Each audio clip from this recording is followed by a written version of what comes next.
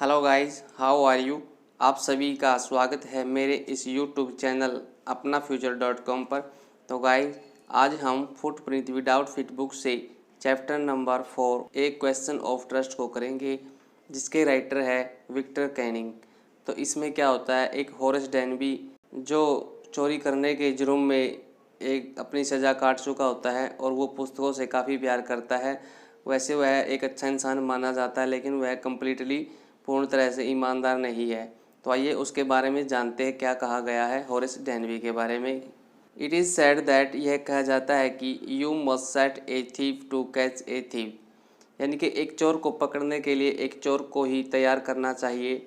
But it is also said that there is honour among thieves, लेकिन यह भी कहा जाता है कि चोरों में आपसी आदर सम्मान अथवा वफादारी की बातें होती हैं। Which saying does this story illustrate, यह कहानी किस कहावत का उल्लेख करती है, आइए जानते हैं। Everyone thought that Horace Denby was a good honest citizen, सभी सोचते हैं, सभी जानते हैं कि होरेस डेनबी एक नेक ईमानदार नागरिक था। He was about 50 years old and unmarried, वह लगभग 50 साल का था और अविवाहित था। And he lived with A housekeeper who worried over his health, वह किसी चौकीदार के साथ रहता था जो उसके स्वास्थ्य के प्रति चिंता करता था।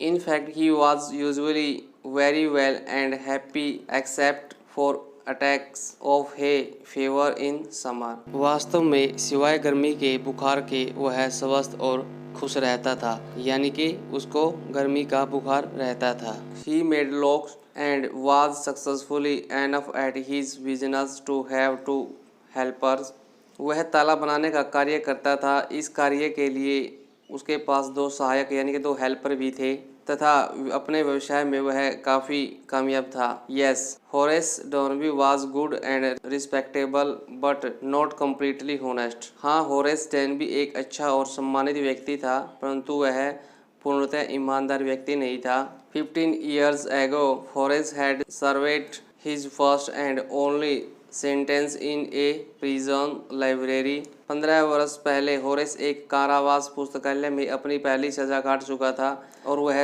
एकमात्र सजा थी। Horace loved rare expensive book, Horace दुर्लभ और बहुमूल्य पुस्तकों से प्यार करता था। So he robbed a safe every year, वह हर साल एक तिजोरी लूट लिया करता था। Each year he planned carefully just what he would do steal enough to last for 12 months, प्रत्येक वर्ष उसे जो कुछ करना होता था उसके लिए वह सावधानीपूर्वक पहले योजना बना लेता था। वह इतना धन चुराता था जितना 12 महीने के लिए पर्याप्त था। And secretly bought the books he loved through an agent, तथा एक एजेंट के द्वारा गोपनीय तरीके से अपनी मनपसंद पुस्तकें भी खरीदता था। कौन?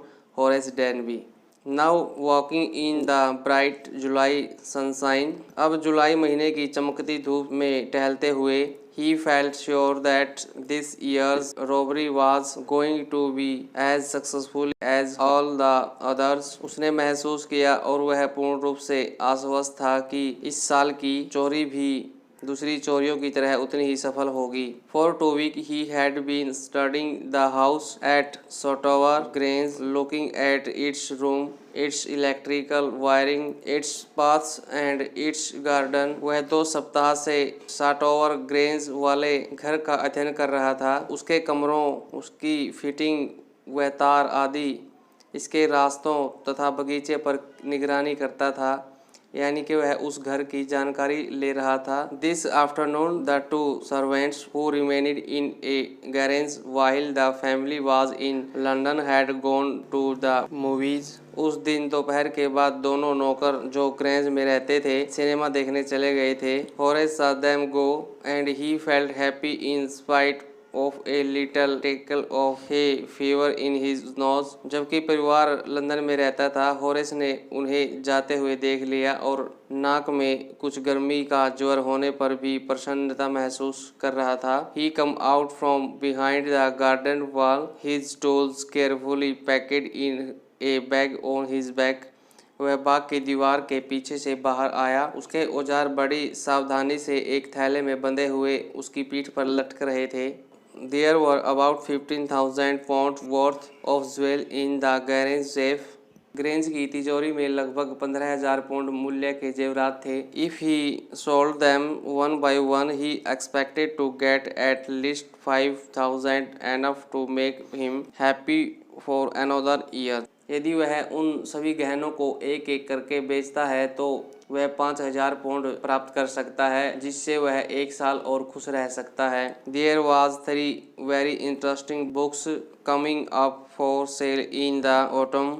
पतझड़ के मौसम में 3 बहुत ही रोचक पुस्तकें बिक्री के लिए आने वाली थी। Now he would get the money he wanted to buy them. अब उसे उतना रुपया मिल जाएगा जिससे वह मनपसंद पुस्तकें खरीद सकेगा। He had seen the housekeeper hang the key to the kitchen door on a hook outside.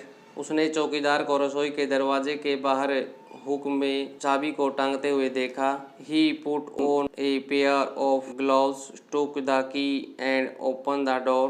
उसने दोनों हाथों में दस्ताने पहने। किसने? होरेस डेनबी ने, उस चोर ने, और चाबी ली वहाँ से और दरवाज़ा खोल लिया। He was always careful not to leave any fingerprints. वह हमेशा सावधानी से रहता था ताकि कहीं भी उंगलियों के निशान न रह जाए। A small dog was lying in the kitchen. एक छोटा सा कुत्ता रसोई घर में लेटा हुआ था। Its tirade made a noise and moved its tail in a friendly way. वह कुत्ता हिला, उसने कुछ शोर मचाया और फिर दोस्ताना ढंग से उसने अपनी पूंछ हिलाई। All right, Sherry, Horace said as he passed. Horace ने कहा, ठीक है सैरी, और उसके पास से गुजर गया। All you had to do to keep dog quiet was to call them by their right name and show them love. कुत्तों को शांत और चुप कराने के लिए आपको उनके ठीक नामों से बुलाना होता है तथा उनके प्रति प्यार दिखाना होता है, तो वो आपको कुछ नहीं कहेंगे। The chef was in the drawing room behind a rather poor painting. तिजोरी ड्राइंग रूम में एक घटिया सी चित्रकारी के पीछे थी। Horace wondered for a moment whether he should collect picture instead of book. Horace कुछ समय के लिए हैरान हुआ कि क्या उसे पुस्तकों की बजाय चित्रों को इकट्ठा करना होगा। But they took up too much room. लेकिन चित्रों के लिए अधिक जगह नहीं थी। In a small house, book were better. एक छोटे से घर में तो पुस्तकें ही अच्छी थी। There was a great bowl of flour on the table and Horace felt his nose tickle. मेज के ऊपर एक बहुत बड़ा गुलदस्ता रखा हुआ था। होरेस ने नाक में कुछ कठिनाई अनुभव की, नाक को रगड़ा। He gave a little sneeze and then put down his bag. उसने एक हल्की सी छींक मारी और फिर अपना थैला नीचे रखा। He carefully arranged his tool. उसने सावधानीपूर्वक अपने औजारों को अरेंज किया। He had 4 hours before the servant returned. जब तक नौकर घर लौटते उसके पास 4 घंटे का समय बाकी था। The safe was not going to be hard to open. तिजोरी खोलना कोई मुश्किल कार्य नहीं था। After all, he had lived with locks and safes all his life. आखिरकार उसने अपना सारा जीवन तालों और तिजोरियों के बीच ही बिताया था, इसलिए उसके लिए यह मुश्किल नहीं था। The burglar alarm was poorly built. चोर ने कहा, घंटी बहुत घटिया बनी थी। He went into the hall to cut its wire. वह इसकी तार को काटने के लिए हॉल के अंदर चला गया। He come back and sneezed loudly as the smell of the flowers come to him again. वह वापस आया और उसने जोर से छींक मारी क्योंकि फूलों की सुगंध दोबारा उस तक पहुंच चुकी थी। How foolish people are when they own valuable things. Horace thought. Horace ने सोचा, बहुमूल्य सामान रखते समय लोग कितनी मूर्खता करते हैं। A magazine article had described this house, giving a plan of all the rooms and a picture of this room. एक पत्रिका के लेख द्वारा इस घर का वर्णन किया गया था, जिसमें सभी कमरों की योजना तथा इस कमरे की तस्वीर भी दी गई थी। The writer had even mentioned that the painting hide a safe. लेखक द्वारा इस बात का वर्णन भी किया गया था कि चित्रकारी ने एक तिजोरी को छुपा रखा है, यानी कि चित्रकारी के पीछे एक तिजोरी है। But Horace found that the flowers were hindering him in his work. परंतु हॉरेस ने पाया कि फूल उसके कार्य में बाधा पहुंचा रहे हैं। He buried his face in his handkerchief. उसने अपने चेहरे को रुमाल से ढक लिया। Then he heard a voice say from the doorway. फिर उसने गलियारे के अंदर एक आवाज़ यह कहते सुनी, व्हाट इज इट? क्या है? ए कोल्ड और हे फीवर? जुकाम है या गर्मी की वजह से बुखार है? Before he could think Horace said hay fever and found himself sneezing again. इससे पहले कि वह सोच पाता, हॉरेस बोला, गर्मी का बुखार है। वह फिर से छींकने लगा। The voice went on. आवाज़ आती गई, you can cure it with A special treatment you know if you find out just what plant give you the disease। आप जानते हैं यदि आपको ठीक यह पता लग जाए कि यह बीमारी किस पौधे से होती है तो आप एक खास तरीके से इसका इलाज करा सकते हैं। I think you had better see a doctor if you are serious about your work. मेरे विचार से आपको डॉक्टर से मिलना होगा यदि आप अपने धंधे में गंभीर हैं। आई heard you from the top of the house just now. अभी अभी मैंने आपकी आवाज़ को घर की छत पर सुना था। तो गाइस, इस तरह से आज हम इस चैप्टर को यहीं तक करेंगे और मुझे आशा है कि ये चैप्टर यहाँ तक आपको अच्छे से समझ में आ गया होगा। और इस चैप्टर को कंप्लीट जानने के लिए आपने दूसरी वीडियो को देखना होगा। तो गाइज, इसकी सेकंड वीडियो को ज़रूर देखिए। तो आज के लिए इतना ही काफ़ी है। अगर आपने अभी तक भी मेरे इस यूट्यूब चैनल अपनाफ्यूचर.com को सब्सक्राइब नहीं किया है तो आप इसको सब्सक्राइब ज़रूर कर दें और इस पोस्ट को ज़्यादा से ज़्यादा शेयर करें, लाइक करें एंड कमेंट करें। तो गाइज़, आज के लिए इतना ही काफ़ी है। Thanks for watching and be positive guys.